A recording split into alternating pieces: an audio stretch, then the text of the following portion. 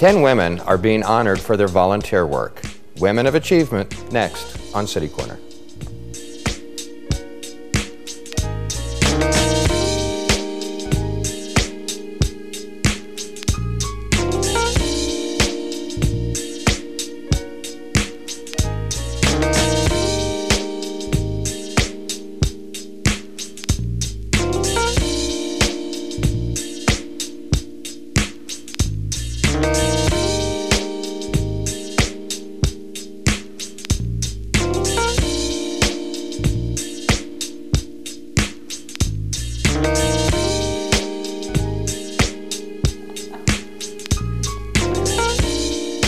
I'm Steve Potter, and welcome to City Corner.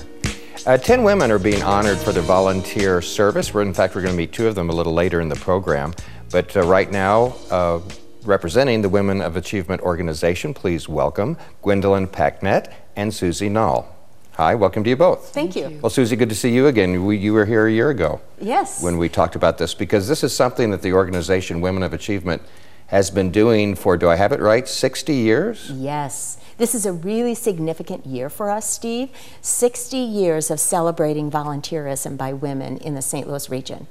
And Gwendolyn, why is volunteerism so important?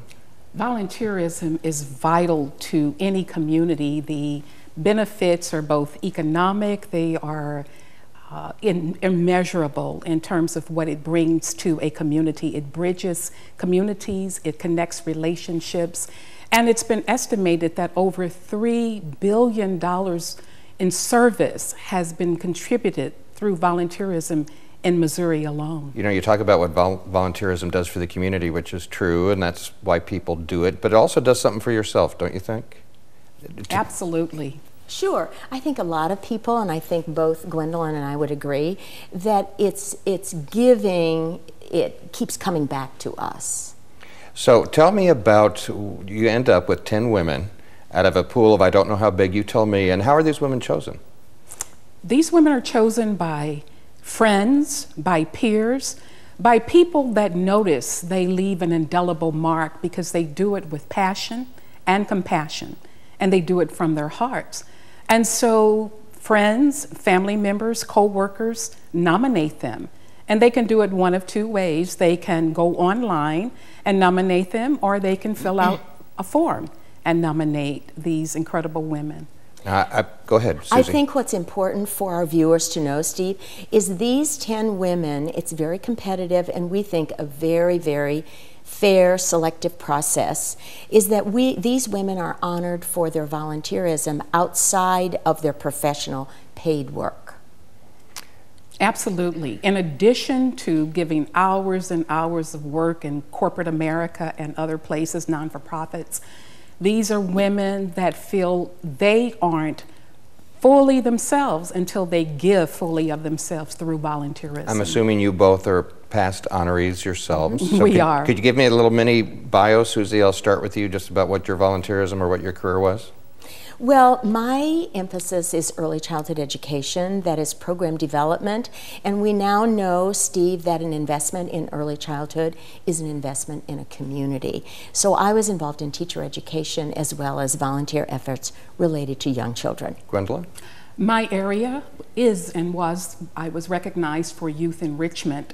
I believe that you must make a difference in the lives of young people if we want to keep this whole process moving forward in terms of community betterment.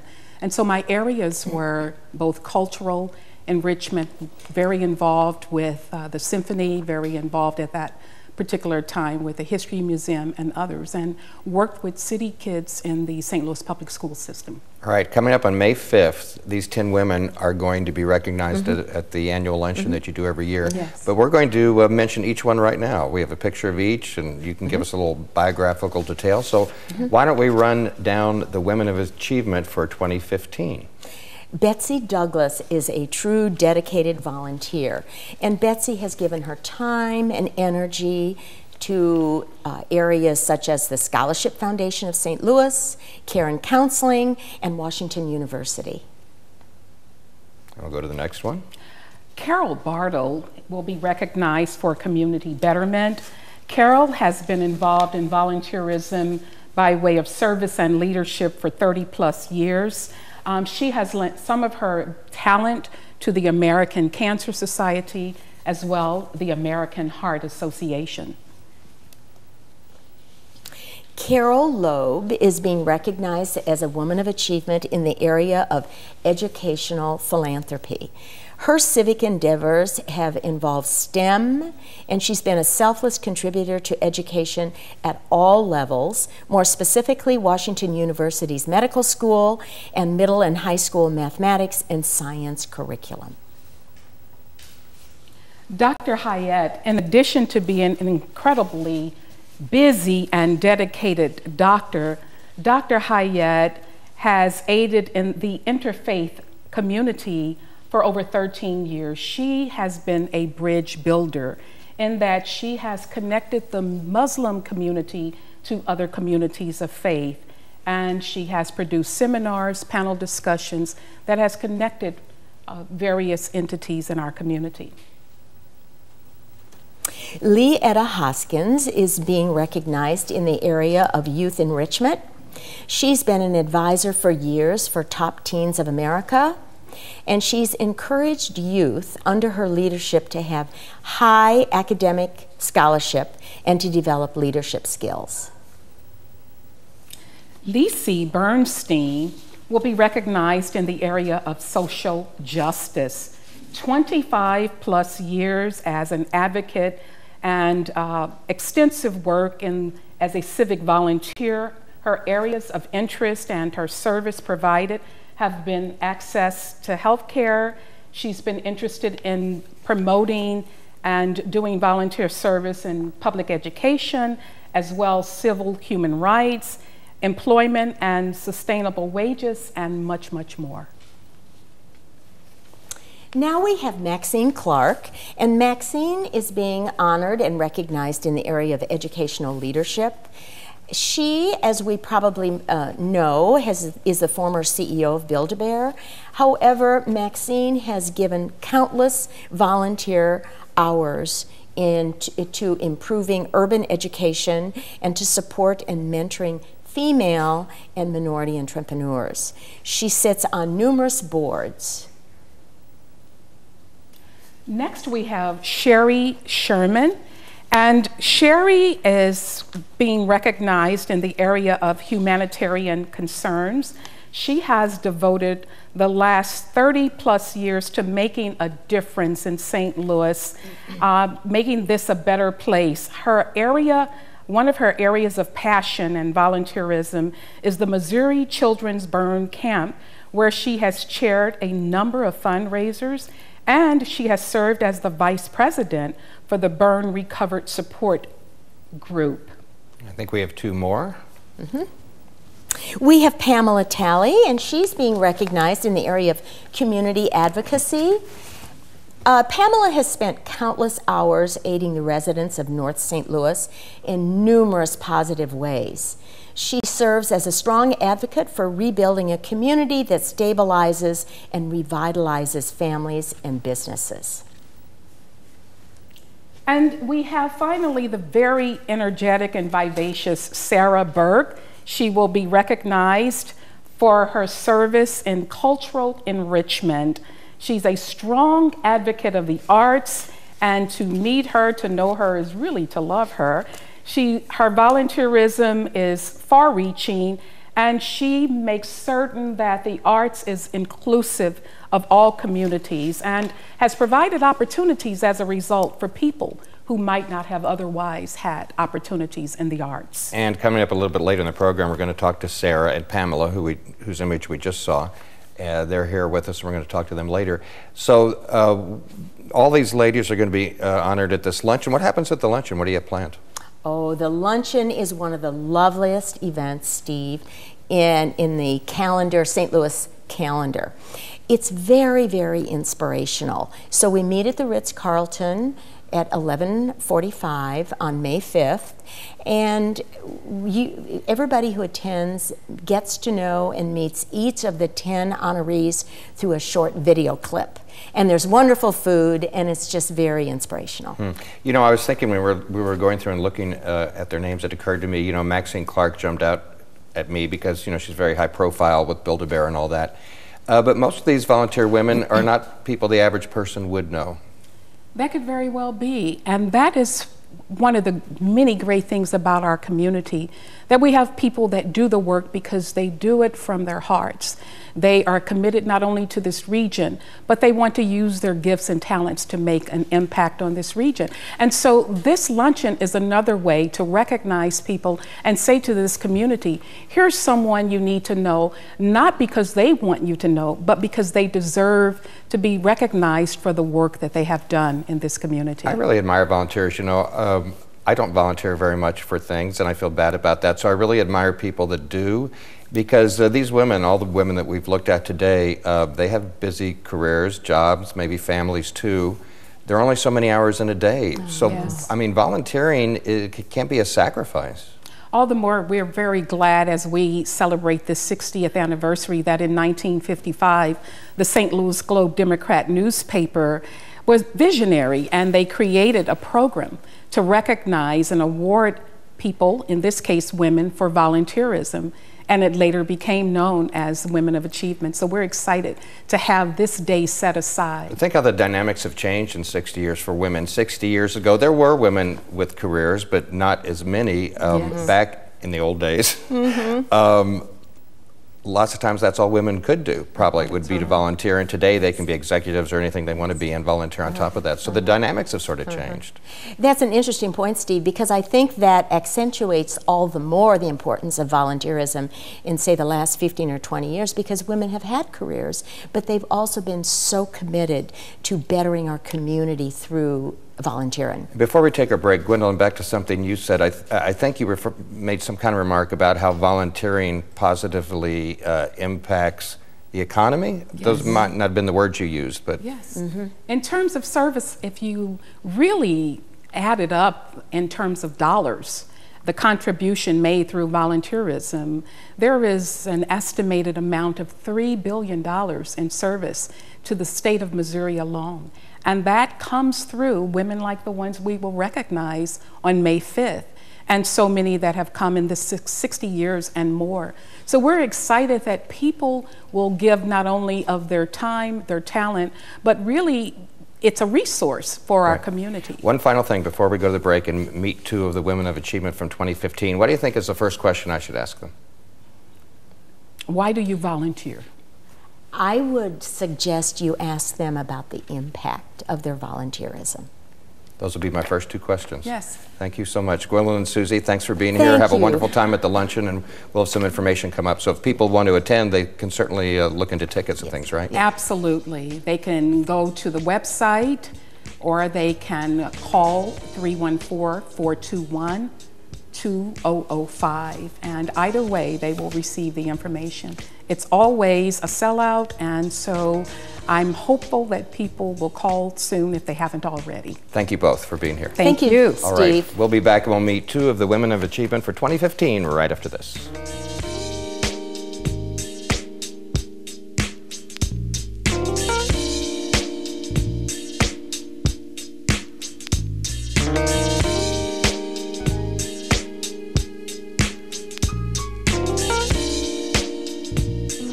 Hi, my name's CJ. A few years ago, my father became seriously ill. I did what I could do before he passed, but it took its toll. I lost my job, my house. I'm getting back on my feet, but I don't know when there'll be food on the table. How'd I do, CJ? We could be twins. Well, cousins, maybe. Play a role in ending hunger. Visit feedingamerica.org/hunger and find your local food bank. If you drive buzzed, it could cost you around $10,000. You'll face major legal fees, major fines, and steep insurance penalties. you could lose everything. Nothing kills a buzz like getting pulled over for buzz driving, because buzz driving is drunk driving.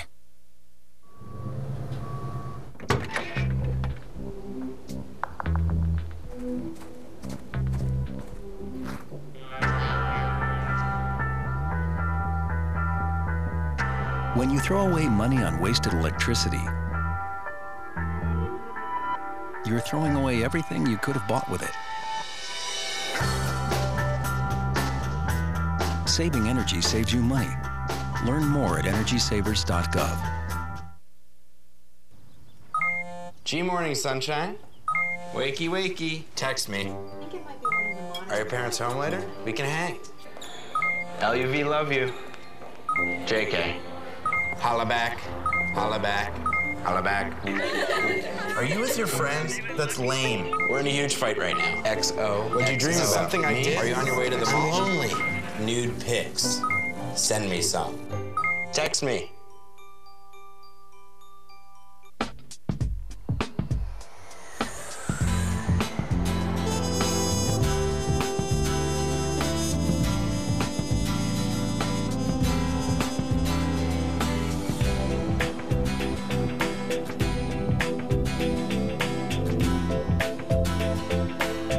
Experience St. Louis!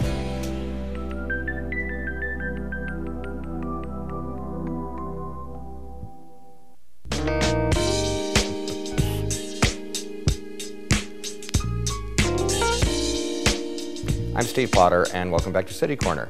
Today we're talking about Women of Achievement, which has been honoring women who volunteer for something like 60 years in the St. Louis area. And with us right now we have two of the 2015 honorees. First, let me introduce you to Sarah Burke. Sarah, welcome to the program and congratulations to you. Thank you, Steve.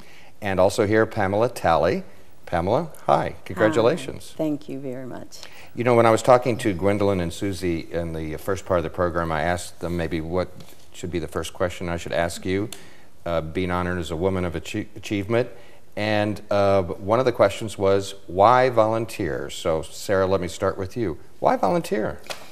Well, first of all, it's a passion. If you have a passion for making a difference, which sounds trite, but it's really not, it just makes you get up every morning and say, you know, I've got to make a footprint today. You know, how do I leave footsteps? And in the end, you get back so much more. It's not even a fair exchange. And one of the reasons volunteering is so important is that there's just need out there for so much to be accomplished. And right now in our city, we're having, you know, rather a identity conversation. And it's even more important that we all in this city give our time right now to organizations that are struggling to make the arts, for example, accessible to everyone. And I think that's, at least for me, that is my passion, keeps me going. What about from your perspective, Pamela? It's just a huge need. If we didn't volunteer, there are many things that would not get done. So yeah, but come on, you guys are busy. You could find something else to do. You could go shopping or not volunteer. It's not as enriching, you know. Volunteerism does enrich my life as well. And we can always go shopping, Pamela. You can always go shopping later. We can always go later. What do you think the impact of volunteering, this was another question they suggested. What do you think the impact what do you think the impact a person has when they volunteer and give them of themselves? Well, again, I think it's immeasurable. It's just,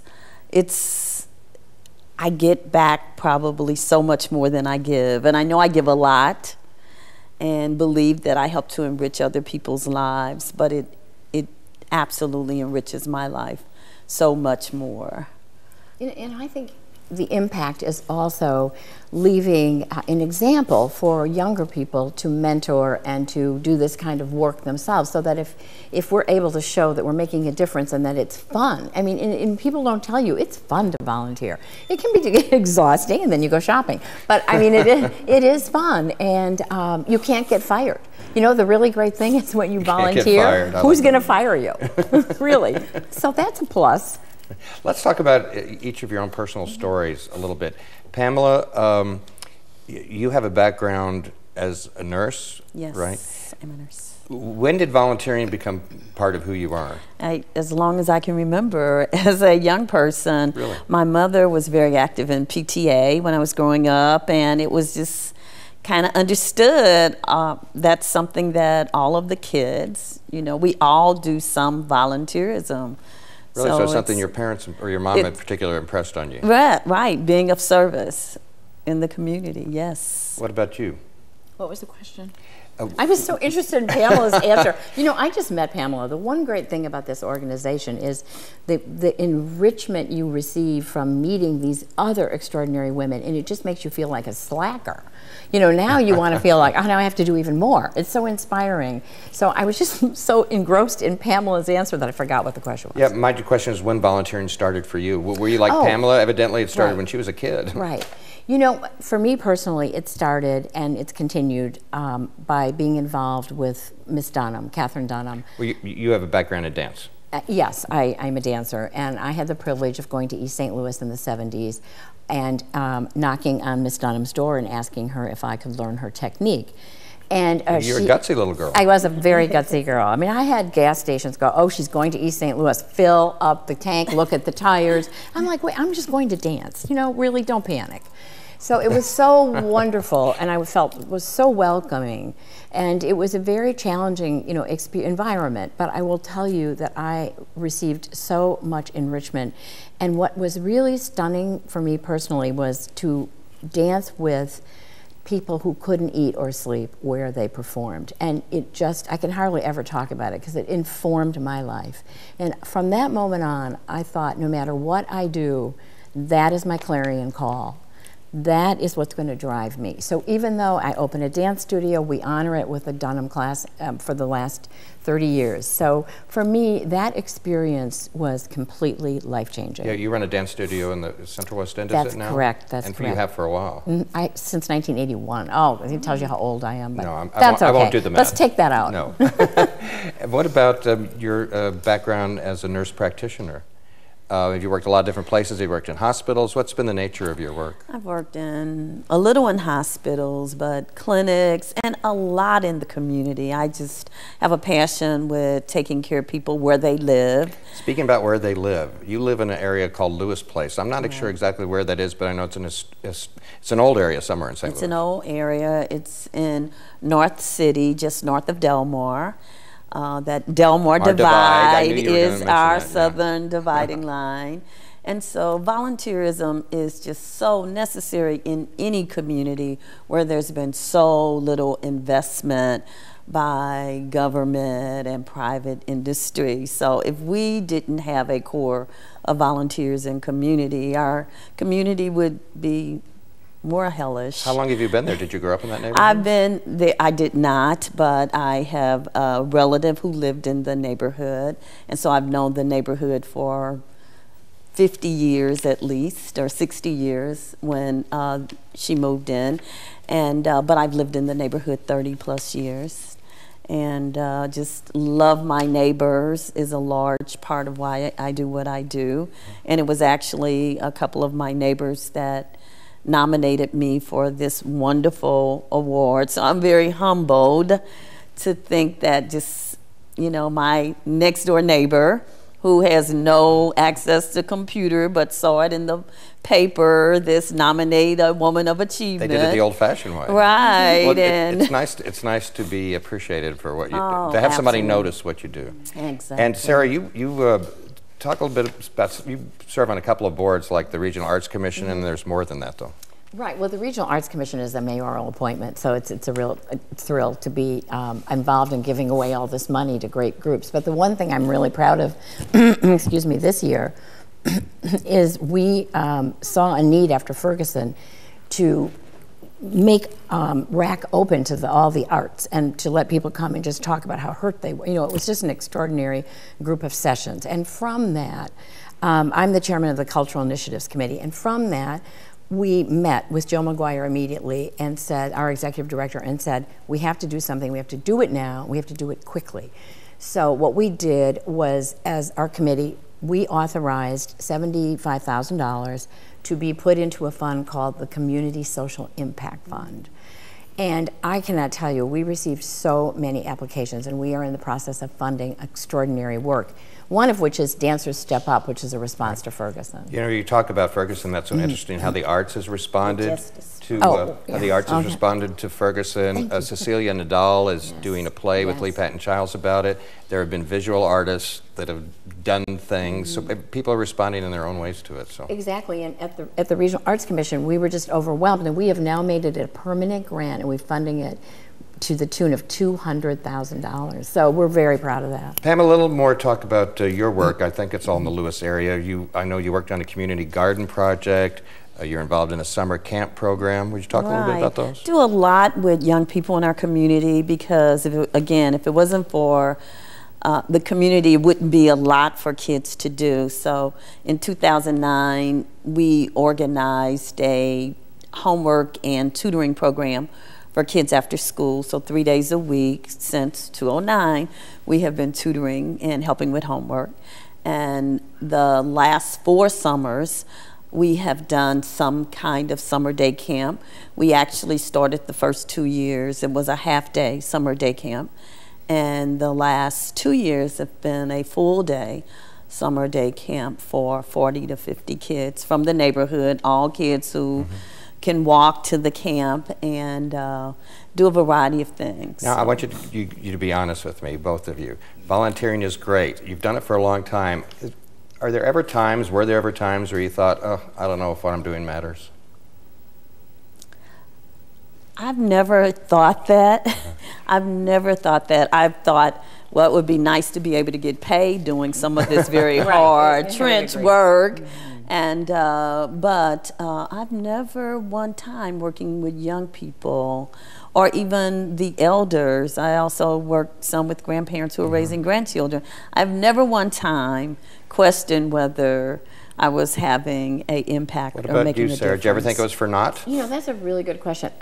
No, I never felt that I shouldn't keep doing it because, as I said, you know, having the background I had, it informed my life. But I will admit that there were times I felt very discouraged in terms of trying to move a rock. This is a very segregated city, and trying to move a rock in the arts, which should be historically barrier breaking, it has been discouraging at times. It has been much better recently, but it has been hard. Just briefly, what advice or what would you like to say to maybe a young woman in particular out there now, as far as incorporating volunteering into their life?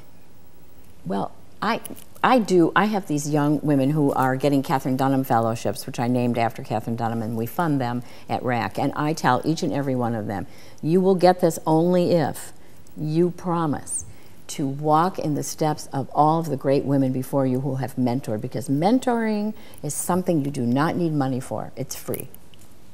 20 seconds. I tell people to follow their passion. You don't have to wait. You just go for it. That's Pamela Talley, and Sarah Burke has been our guest too. We want to thank you both and have a wonderful time on May 5th at the Ritz-Carlton when Women of Achievement honors the Women of Achievement for 2015. You're both a great example. And keep up the good work, I guess, is the best thing I can say. Thank you. Thank you. Thank you both. Start volunteering. I'm going to volunteer more. You've inspired. I feel guilty, and you've inspired me all at the same time. I'm Steve Potter, and that's all the time we have today on City Corner. Thank you for watching, and I hope you'll join us next time. Bye.